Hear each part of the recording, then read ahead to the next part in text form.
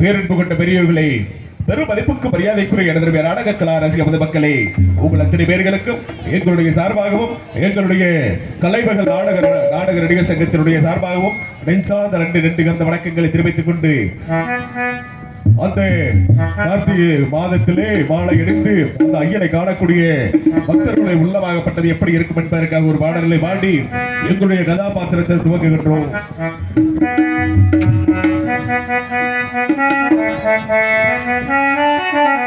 எங்கே மடக்குது சந்தனம், எங்கே மடக்குது ஐயப்ப சாமி கோவிலிலே சந்தனம் மடக்குது, என்ன மடக்குது மலையில் என்ன மடக்குது, இன்பமான ஊதுபத்தி அங்கே மடக்குது.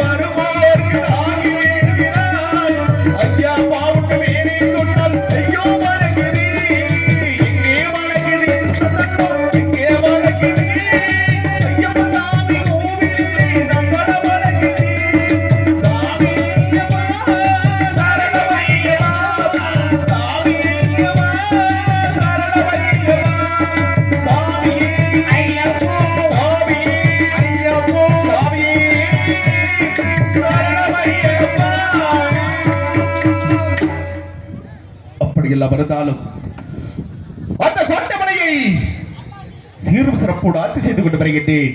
என்னுடைய பெயரோ கோட்டை பெருமாள். என்னுடைய மலையாளின் பெயர் கோட்டை கருப்பாயி. எங்களுக்கு திருமணங்கள் முடிந்து நீண்ட காலங்கள் ஆகிவிட்டது.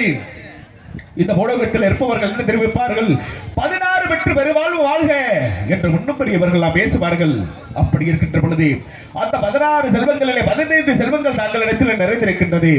அந்த 16வது செல்வமான குலத்தை செல்வம் இல்லை என்று சொல்லி கல்லை கண்ட போதெல்லாம் கடவுளாக நினைத்து வழிபட்டுக் கொண்டிருக்கின்றோம். ஆலயங்கள் கண்ட இடமெல்லாம் ஆண்டவனே தச்சம் என்று வாழ்ந்து வருகின்றோம். ஆண்டவா, யாருக்கு என்ன குறைகள் செய்தோம்? யாருக்கு என்ன குற்றங்கள் செய்தோம்? கூலியை குறைத்தோமா? குறமரக்கால் அளந்தோமா? பிச்சையின் நிகழ்த்து வருவங்களை வென்னமோ என்று தெரிவித்தோமா? உன்னையே நினைத்து வரும் எமக்கு அந்த குலத்தை செல்வத்தை கொடுக்க வேண்டும் என்று சொல்லி எங்களது குலதெய்வமான அந்த அழகர்மலையான நினைத்து வழிபட்டுக் கொண்டிருக்கின்றோம். அப்படி இருக்கின்ற பொழுது என்னுடைய ஜாதகத்தை கணித்து பார்க்க வேண்டும் என்பதற்காக ஜாதகத்தை கணித்து பார்க்கின்ற பொழுது அண்ணவர் என்ன தெரிவித்தார்கள்? தாங்களுக்கு 60 வயது நிரம்ப வேண்டும். தாங்களுடைய படையாளுக்கு 55 வயது முடிந்தவுடனே தங்களுக்கு குழந்தை செல்வம் கிடைக்கும் என்று தெரிவித்தார்கள்.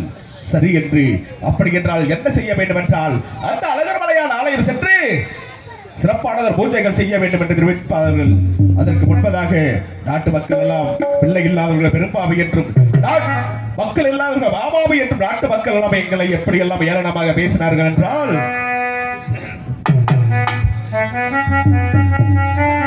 பிள்ளை இல்ல பாவி என்று பாவி என்று பெரும்பாவி என்று சொல்லி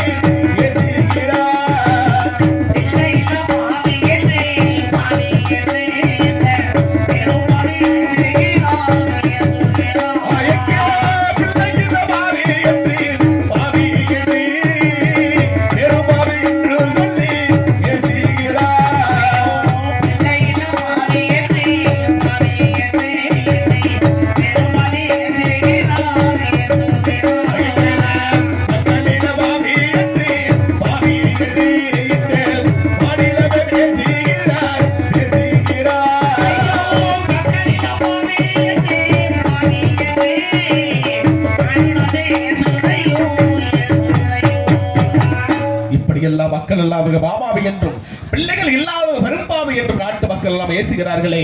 அந்த அழகர்மலையான ஆலயம் சென்று சிறப்பானதொரு பூஜைகள் செய்ய வேண்டும் என்பதற்காக அந்த அழகர்மலையான ஆலயம் சென்று எப்படியெல்லாம் நாங்கள் பூஜைகள் செய்தோம் என்றால் நாங்கள்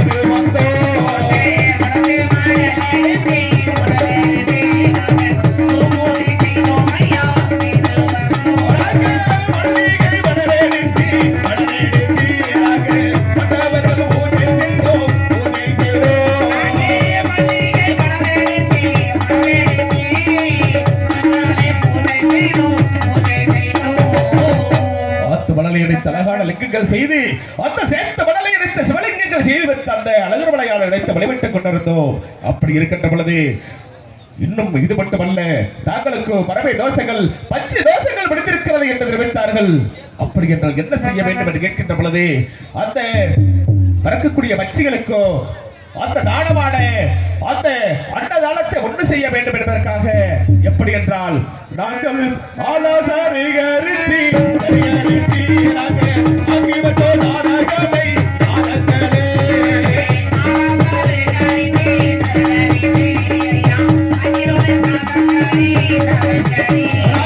அங்கிவத்தோ சாதகனை சாதகனே அழகே ஆகாதம் இங்கவில்லை என்ன செய்வோம்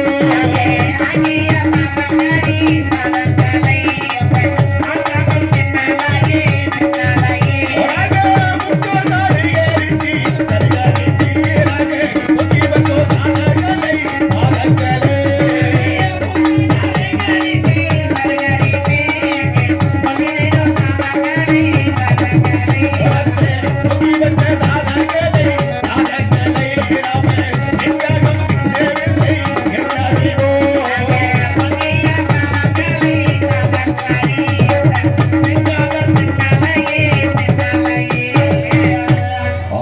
நிறுத்து. அந்த ஆக்கி வச்ச சாதங்களை ஆண்காக கூட திங்கவில்லை, அந்த பங்கு வச்ச சாதங்களை பெண்காக திங்கவில்லை. இப்படியெல்லாம் தாங்களுக்கு 60 வயதை நிரம்பினால் தங்களுக்கு குழந்தை செல்வம் கிடைக்கும் என்று தெரிவித்தார்கள். எனக்கு குழந்தை செல்வம் இல்லை என்று சொல்லி என்னையே நினைத்து வழிபட்டுக் கொண்ட அந்த ஆண்டவனை நினைத்து வழிபட்டுக் கொண்ட காலம் என்னையே நினைத்து கவலைப்பட்டுக் கொண்டிருப்பதை விட என்னுடைய இந்த கோட்டமலையை ஆண்டு வரக்கூடிய கோட்டை பெருமாளுடைய ஆட்சியிலேயே நாட்டு மக்கள் எல்லாம் எப்படி இருக்கின்றார்கள், எப்படி எல்லாம் வாழ்கிறார்கள் என்பதற்காக 6 வேடங்கள் தெரிவித்த நகர் சோதனைக்காக ஆண்டவர் தெரிவித்திருக்க ஆண்டவரை இந்த கோட்டை பெருமாள் இந்த கோட்டமலைக்கு சென்று நகர் சோதனைக்காக அனுப்பி வைத்திருக்கின்றேன். ஆண்டவரை எதிர்பார்க்க வேண்டும், எதிர்பார்த்து நாட்டில் உள்ள நலன்களை பற்றி விசாரிக்க வேண்டும் என்று எதிர்பார்க்கின்றேன். அமைச்சரே,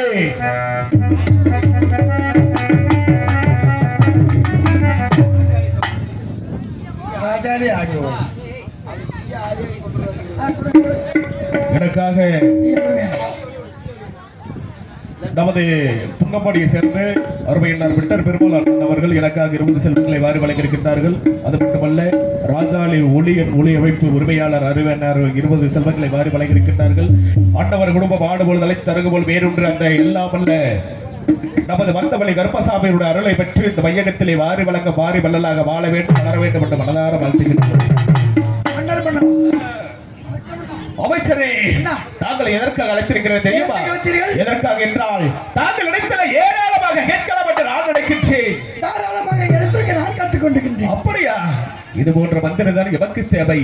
இருந்தாலும் இந்த கோட்டமலையிலே இந்த கோட்டை பெருமாளுடைய ஆட்சியிலேயே நாட்டு மக்கள் எல்லாம் நம்மை பற்றியும் நம்மளுடைய ஆட்சியை பற்றியும் எப்படியெல்லாம் பேசுகிறார்கள் என்பதற்காக தாங்கள் அழைத்திருக்கின்றேன். எப்படி என்றால் இந்த நாட்டு மக்கள் எல்லாம் சீரும் சிறப்புமாக வாழ வேண்டும் என்றால் என்ன தேவை? மழை பொழிய வேண்டும். அதாவது மாதம் 3 மழை பொழிந்து வருடம் ஒரு பொன்மாரி பொழிந்து நாட்டு மக்கள் எல்லாம் சீரும் சிறப்புமாக வாழ்கிறார்களோ அதில் எது குறைபாடுகள் இருக்கிறதா? நமது நாட்டில் மாதம் 3 மாரியும் வருடத்தில் ஒரு பொன்மாரி பெய்து நாட்டு மக்கள் இட்ட வெள்ளாளர்கள் எல்லாம் செழிப்பாக வந்தவர்கள் குறையே இல்லை. எவ்விதமான குறைவு இல்லை என்று தெரிவிக்கின்றாய். இல்லை, பரவாயில்லை. இருந்தாலும் ஆலயம் தொழுவது சாலமும் நன்று என்று தெரிவித்திருக்கிறார்கள் அல்லவா? அப்படி இருக்கின்ற பொழுது நமது ஆலயமான சிவாலயம், பிரம்மாலயம், விஷ்ணு ஆலயம் என்று சொல்லக்கூடிய அனைத்து ஆலயங்களும் அருகால பூஜைகள் சீரும் சிறப்புமாக நடக்கிறதா? அதில் எதுவும் குறைபாடுகள் இருக்கிறதா? நமது நாட்டில் சிவாலயம், பிரம்மாலயம், விஷ்ணாலயம், காளி, துர்க்கை, புடாரி, கருப்பு, முனியாண்டி இந்த தெய்வ ஆலயங்கள் எல்லாம் காலை பூஜை, மாலை பூஜை, உச்ச பூஜை, சாம பூஜை, ஆடி பூஜை என்று எல்லா பூஜைகளும் சீரும் சிறப்புமாக நடந்து வருவதுனா குறையே இல்லை. எவ்விதமான குறையும் இல்லை. அதாவது கோவில் இல்லாத ஊரிலே குடியிருக்க வேண்டாம் என்று தெரிவிப்பார்கள். எதற்காக என்றால் கோவில் இல்லாத ஊரிலே பேய்களும் பிசாசுகளும் குடியிருக்கும் அல்லவா? உண்மைதான். அதற்காகத்தான் தாங்களிடத்தில் கேட்டேன். இருந்தாலும் அருகால பூஜைகள் சீரும் சிறப்புமாக நடந்து கொண்டு வருகிறது. எவ்விதமான குறையும் இல்லை என்று இருந்தாலும் நாட்டு மக்களுக்காக 6 மைலுக்கு ஒரு அன்னச்சத்திரமும் 3 மைலுக்கு ஒரு தண்ணீர் பந்தலும் அமைத்திருந்தோம் அல்லவா? அந்த கூடு குருடு செவிடு வீடு சப்பாடு என்று சொல்லக்கூடிய நாட்டு மக்களுக்காக 6 மைலுக்கு ஒரு அன்னச்சத்திரமும் 3 மைலுக்கு ஒரு தண்ணீர் பந்தலும் அமைத்திருந்தோம் அல்லவா? அது சீரும் சிறப்புமாக நடக்கிறதா? அதில் எதுவும் குறைபாடுகள் இருக்கிறதா? நம்ம நாட்டில் 6 மைலுக்கு ஒரு அன்னச்சத்திரமும் 3 மைலுக்கு தண்ணீர் பந்தல், ஏழை எளிய மக்கள் கூடு சப்பாடு என்ற மக்கள் எல்லாம் உணவடைந்து விட்டு தங்கி செல்வதற்கு தங்கம் அமைத்திருக்கின்றோம். குறையே இல்லை. எவ்விதமான குறைவே இல்லை. இருந்தாலும் இந்த கல்வி செல்வங்கள் அழியாத செல்வம் என்பது கல்வி செல்வம் அல்லவா? அப்பேற்பட்ட அந்த கல்வி செல்வத்தை பயில வேண்டும் என்பதற்காக ஆங்காங்க பாடசாலைகள் அமைத்திருந்தோம் அல்லவா? அந்த பாடசாலைகள் சீரும் சிறப்புமாக நடக்கிறதா? அதில் எதுவும் குறைபாடுகள் இருக்கிறதா? கல்வியில் குறையே இல்லை மன்னா. அனைத்து மக்கள் எல்லாம் கல்வி எல்லாம் கற்றுகிறார்கள். கற்ற கல்விக்கு தகுந்த வேலைகள் தான் கிடைக்கவில்லை. இருந்தாலும் நம்ம அரசாட்சியில் தான் ஏற்பாடு செய்ய வேண்டும். இருக்கட்டும். அதாவது இந்த தெலுங்காபுரி தேசத்திலே இந்த கோட்டை பெருமாளுடைய ஆட்சியில எவ்விதமான குறையுமே இல்லை என்று தெரிவிக்கின்றாய். குறையே இல்லை மன்னா. ஆனால் அமைச்சரே, ஆனால் என்று சொன்னால் 1000 அர்த்தம் உண்டு. தாங்கள் ஆனால் என்று சொல்வதற்கா என்ன அர்த்தம் என்று தெரிந்து கொள்ளலாமா? 1000 அர்த்தம் இல்லை மன்னா. ஒரே ஒரு அர்த்தம் தான். என்ன? தெலுங்காபுரி சீமையில் மக்கள் என்ன பேசிக் கொண்டிருக்கிறார்கள்? மன்னருக்கோ வயதாகி கொண்டிருக்கிறது. உண்மைதான். 60 வயதாகிவிட்டது. மகாராணிக்கோ 55 வயதாகிவிட்டது. சரி. இதுவரையிலும் மன்னருக்கு ஒரு வாரிசு இல்லை. மன்னருக்கு பிறகு இந்த நாட்டை யார் ஆள்வது அமைச்சரே. என்றெல்லாம் பேசிக் கொண்டிருக்கிறார்கள். அமைச்சரே ஆ, என்ன தெரிவிக்கிட்டீர்கள்? இந்த கோட்டமலை ஆண்டு வரக்கூடிய கோட்டை பெருமாளுக்கு விட்டு செங்கோல் பிடித்து ஆட்சி செய்வதற்காக தாங்களுக்கு ஒரு மனம் குழந்தை இல்லை என்று சொல்லி நாட்டு மக்கள் எல்லாம் நம் மீது கவலையோடு வாழ்ந்து கொண்டு வருகின்றார்கள் என்று தெரிவிக்கின்றார். அமைச்சரே, அண்ணா. இருந்தாலும் யாருக்கு என்ன குறைகள் செய்தோம், யாருக்கு என்ன குற்றங்கள் செய்தோம், இல்லை மன்னா. அப்படி எல்லாம் இருந்தாலும் அந்த நம்பினோர் கெடுவதில்லை 4 வரை தீர்ப்பு என்று சொல்வார்கள் அல்லவா? ஆமா. அப்படி இருந்தாலும் எனக்கும் 60 வயது ஆகிறது, என்னுடைய மனையாளுக்கு 55 வயதுகள் ஆகிறது. அப்படி இருக்கின்ற பொழுது தாங்களுக்கு ஒரு சந்தோஷமான விஷயம் என்ன பண்ண சந்தோஷமான விஷயம்? எப்படி என்றால் என்னுடைய மனைவி கோட்டை கருப்பாய் இப்பொழுது நிறைவாத கர்ப்பிணியாக இருக்கின்றார்கள். ஆ, நான் தர்பாருக்கு வரும் பொழுது மருத்துவ பெண்கள் அங்கும் இங்கும் உலாவிக் கொண்டிருந்தார்கள். அப்படியா? இதுதான் விஷயமாக இருக்கு. அமைச்சரே, அது என்ன காரணம் என்று அது சீக்கிரமாக பார்த்து வர வேண்டும். இதோ பார்க்கிறேன். அப்படியாகட்டும். ஓய்!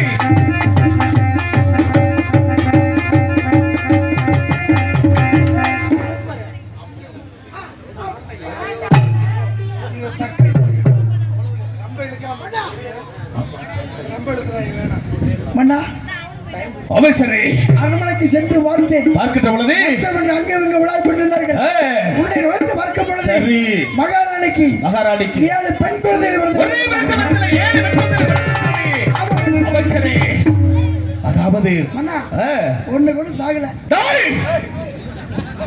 அமைச்சரை என்ன தெரிவிக்கின்றாய்? என்ன? எங்களுக்கு நீண்ட நாட்களுக்கு பிறகு குழந்தை செல்வம் இல்லை, இருந்தாலும் அந்த அழகர் மலையாருடைய அருளாலே ஒரே பிரசவத்தில் 7 பெண் குழந்தைகள் பிறந்திருக்கிறது. நம் நாட்டு மக்களுக்காக வாரி வழங்கிய தான தர்மங்கள் அனைத்துமே நன்மையில் முடிந்திருக்கிறது அல்லவா? ஆமா மன்னா. இருந்தாலும் என்னுடைய ஒரே பிரசவத்தில் 7 பெண் குழந்தை பிறந்த காரணத்தினாலே அது சீக்கிரமாக பார்த்து வரலாம் என்று நான் நினைக்கிறேன். சற்று பொறுங்கள் அமைச்சரே, மன்னா, சற்று பொறுங்கள். எப்படி? 7 பெண் குழந்தைகள் பிறந்திருக்கிறது. உண்மைதான். அதனால இதுக்கு முன்பதாக ஒன்று குழந்தை இறந்தே பிறக்கும். உண்மைதான். இது என்றால் பிறந்த பிறகு இறந்து விடும். பிறந்து இறக்கின்றது. 7 பெண் குழந்தை பிறந்திருக்கிறது என்றால் உண்மைதான். இது ஆச்சரியமாக இருக்கிறது. அமைச்சரே, சாதாரணமான குழந்தைகள் அல்ல, ஓ, இதெல்லாம் தெய்வ குழந்தைகள், தெய்வ சக்தியுள்ள பிறந்த குழந்தைகள். ஆகவே அதாவது ஒரு பெண்ணுக்கு ஒரு குழந்தை பிறக்கலாம், 2 குழந்தை கூட பிறக்கலாம். அதாவது ஒரே பிரசவத்தில் 7 பெண் குழந்தைகள் பிறந்திருக்கிறது. ஆமா. இந்த பிறந்த விஷயம் தாங்களுக்கு தெரியும், எமக்கு தெரியும், என்னுடைய மனைவிக்கு தெரியும். அப்படி இருக்கின்ற பொழுது எவருடைய கண்களும் இன்னொருத்தருக்கு தெரியும் பண்ண யாரு மறுத்து வச்சு அந்த கிழட்ட முறைக்கு தெரியும். ஆமா. சரி, ஓட்டுவா. எங்கேயாவது நம்ம வெளியில விட்டா சரி, எங்கேயாவது மகாராஜாவுக்கு தெலுங்காபுரி ஆட்சி கொண்டு இருக்கும். மகாராஜாவுக்கு 7 பெண் குழந்தைகள் பிறந்திருக்கிறது என்று சொல்லிவிட்டார்.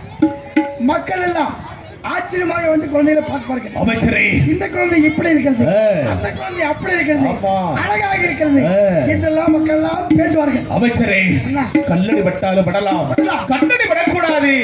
அப்படி இருக்கின்ற பொழுது என்னுடைய மகளுக்கு எவருடைய கண்கள் படாமல் வளர்க்க வேண்டும்.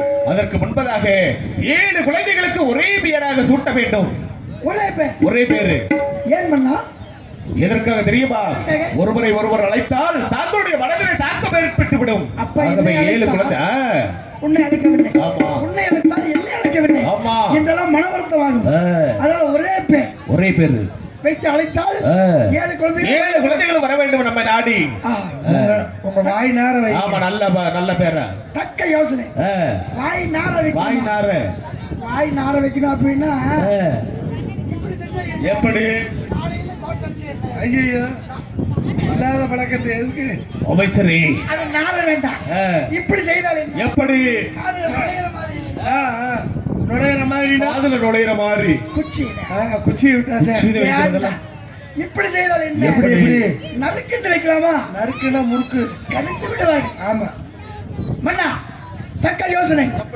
தாங்கள் பேர கோட்டை பெருமாள், தாங்களுடைய மலையாள பேர கோட்டை கருப்பாயி. நீங்க ஆண்டு கொண்டு இருக்கும் சீமை தெலுங்காபுரி சீமை. அதற்காக நம்ம நாட்டு பெயர் தெலுங்காயி.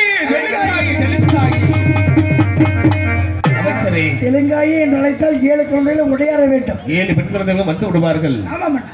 அமைச்சரே, தாங்களிடத்தில் ஒரு கட்டளை. எப்படி என்றால் ஒரே பிரசவத்தில் 7 குழந்தைகள் பிறந்தது எவருக்குமே தெரியாது. அப்படி இருக்கின்ற பொழுது என்னுடைய மகள்களை கவனமாக பார்த்து வர வேண்டும். எவரேனும் எவர் கண்ணில் பட்டால் தாங்களுக்கு என்ன தண்டனை தெரியுமா? என்ன தண்டனை? என்ன தண்டனை தெரியுமா? என்ன தண்டனை? உன்னுடைய சிரசை வெட்டி உன்னுடைய கையிலே கொடுத்து அழகு பார்க்க சொல்றேன். என் தலையை வெட்டினா செத்து போயிடுவேன். யார் அழகு பார்க்கறது? அப்புறம் யார் பாக்குறது? பக்கத்து வீட்டுக்காரன் தான் பார்க்கணும். ஆமா ஆமா. அதனால மன்னா, இந்த குழந்தைகளை வளர்க்க வேண்டியது என்னுடைய பொறுப்பாகும். ஆமா. இந்த குழந்தைகள் யாரு கண்ணுக்கு படாமல் வளர்ப்பது என்னுடைய பொறுப்பாகும். உண்மைதான். நான் எங்கேயும் இந்த ரகசியத்தை சொல்லவே சொல்லக்கூடாது. சொல்ல மாட்டேன். சரியா? ஆமா. இருந்தாலும் எனக்கு நீண்ட நாட்களுக்கு பிறகு குழந்தை செல்வம் கிடைத்திருக்கின்றது. ஆமா மன்னா. இந்த சந்தோஷத்தை எப்படியெல்லாம் ஆடி பாடி நான் எப்படி கொண்டாட வேண்டும்?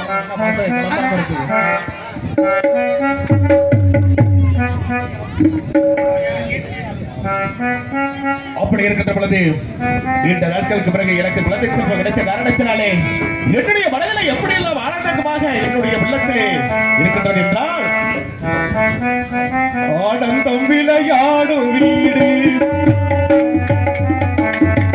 ஆனந்தம் விளையாடும் வீடு, நான்கு அழகுகள் ஒன்றான கோடி, இது ஆனந்தம் விளையாடும் வீடு.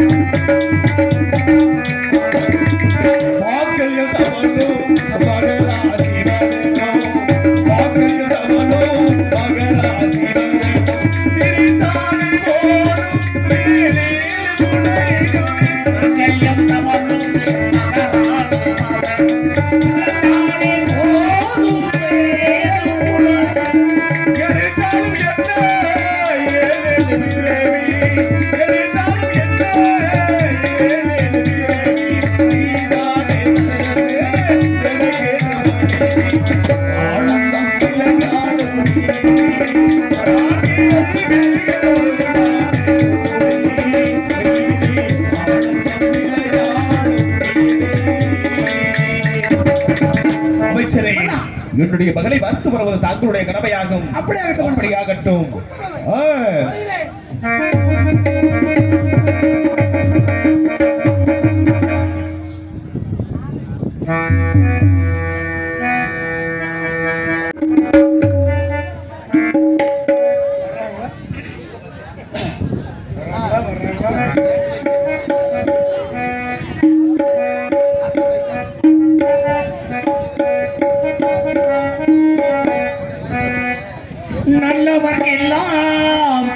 நல்லவர்க்கெல்லாம் சாட்சிகள் ரெண்டு, ஒன்று மனசாட்சி, ஒன்று தெய்வத்தின் சாட்சியம்மா. நம்பிக்கை வைத்து கல்லையும் பார்த்தால் உண்மைக்கு சாட்சியம்மா அதுதான் உள்ளத்தின் காட்சியம்மா அதுதான் உண்மைக்கு சாட்சியம்மா